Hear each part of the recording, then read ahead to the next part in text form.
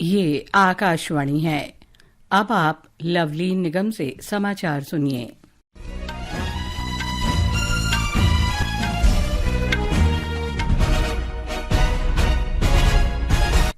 प्रधानमंत्री नरेंद्र मोदी ने आज नई दिल्ली में वियतनाम के प्रधानमंत्री फाम बिन चिन के साथ वार्ता की। वार्ता के बाद दोनों नेताओं ने वियतनाम के ना तरांग में दूरसंचार विश्वविद्यालय में वर्चुअल माध्यम से सेना सॉफ्टवेयर पार्क का उद्घाटन किया। ये भारत और वियतनाम के बीच की सहयोगी परियोजना है। भारत ने इस परियोजना के लिए $5 मिलियन का सहायता अनुदान प्रदान किया है। दोनों पक्षों ने सीमा शुल्क, क्षमतावर्धन, कृषि अनुसंधान और शिक्षा, समुद्री विरासत, औषधीय पौधों तथा कानूनी क्षेत्र में सहयोग के लिए समझौता ज्ञापनों पर हस्ताक्षर किए। प्रसार भारती और वॉइस ऑफ वियतनाम ने रेडियो और टेलीविजन में सहयोग के लिए समझौता ज्ञापनों पर हस्ताक्षर किए। दोनों पक्षों ने ऋण सीमा समझौते तथा वियतनाम में मायसोन यूनेस्को विश्व विरासत स्थल की पुनर्बहाली पर समझौता ज्ञापनों पर भी हस्ताक्षर किए। प्रधानमंत्री नरेंद्र मोदी ने कहा कि भारत और वियतनाम के साथ पिछले 10 वर्ष में संबंध प्रगाढ़ हुए हैं। दोनों पक्षों के संबंधों में व्यापक रणनीतिक साझेदारी को एक आकार दिया गया है। श्री मोदी ने कहा कि दोनों देशों के बीच द्विपक्षीय व्यापार में 85% की वृद्धि हुई है। प्रधानमंत्री ने भारत में बुद्ध सर्किट के लिए वियतनाम के लोगों को आमंत्रित किया। श्री मोदी ने कहा कि वियतनाम के युवाओं को नालंदा विश्वविद्यालय से लाभ उठाना चाहिए।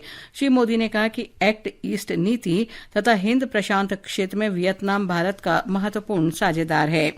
श्री चिन का आज सुबह नई दिल्ली में राष्ट्रपति भवन प्रांगण में औपचारिक स्वागत किया गया।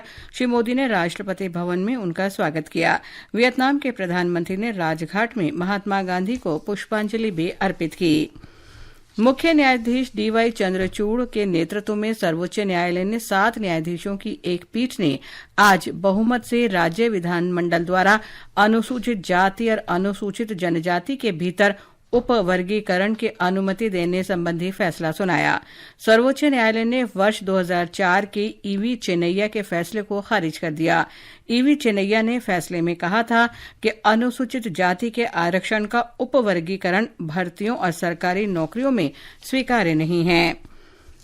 कानून और न्याय मंत्री अर्जुन राम मेघवाल ने आज राज्यसभा में बताया कि देश के विभिन्न उच्च न्यायालयों में न्यायाधीशों के 359 पद रिक्त हैं। एक लिखित उत्तर में उन्होंने कहा कि पूरे भारत में जिला और अधीनस्थ न्यायालयों में भी 5238 रिक्तियां खाली हैं। श्री मेघवाल ने कहा कि मौजूदा रिक्तियों को शीघ्र भरने के लिए हर संभव प्रयास किया जा रहा है। उन्होंने कहा कि देश की जिला अदालतों में रिक्त पदों को भरना उच्च न्यायालयों और राज्य सरकारों की जिम्मेदारी है। एक अन्य प्रश्न का उत्तर देते हुए श्री मेघवाल ने कहा कि उच्च न्यायालय के न्यायाधीशों की नियुक्ति के लिए सुप्रीम कोर्ट कॉलेजियम द्वारा अनुशंसित 24 प्रस्ताव प्रसंस्करण के विभिन्न चरणों में हैं।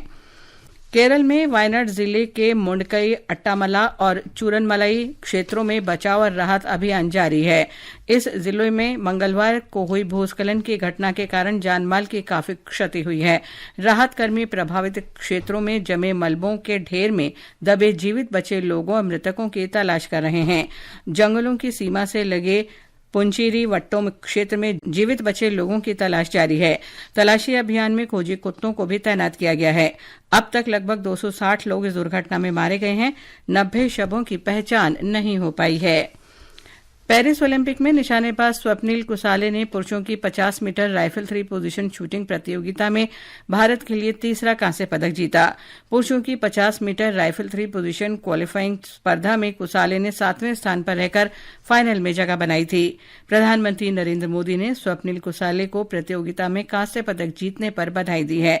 सोशल मीडिया पोस्ट में श्री मोदी ने कहा कि स्वप्निल कुसाले ने असाधारण प्रदर्शन करते हुए पदक जीता। श्री मोदी ने कहा कि वो इस श्रेणी में पदक जीतने वाले पहले भारतीय एथलीट भी हैं।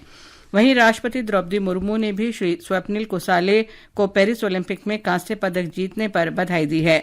राष्ट्रपति ने एक सोशल मीडिया पोस्ट में कहा कि स्वप्निल कुसाले पुरुषों की 50 मीटर राइफल 3 पोजीशन श्रेणी में पदक जीतने वाले पहले भारतीय बन गए हैं। इसके साथ ही ये समाचार बुलेटिन समाप्त हुआ।